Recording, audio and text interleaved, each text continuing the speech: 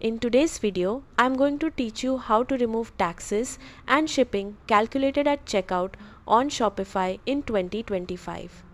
This quick guide will help you simplify the checkout experience for your customers by adjusting a few settings inside Shopify.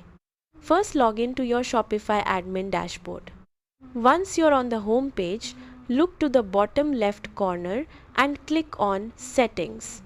Inside the Settings menu, select Taxes and Duties. Next, open the Global Settings section. Here you'll see several tax-related options.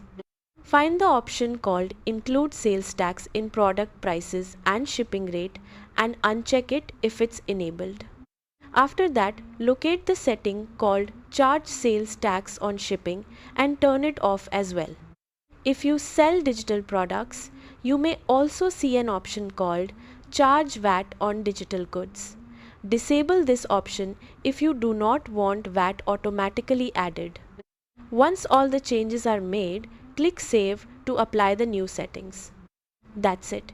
You've successfully removed taxes and shipping calculated at checkout from your Shopify store. Thanks for watching and happy selling.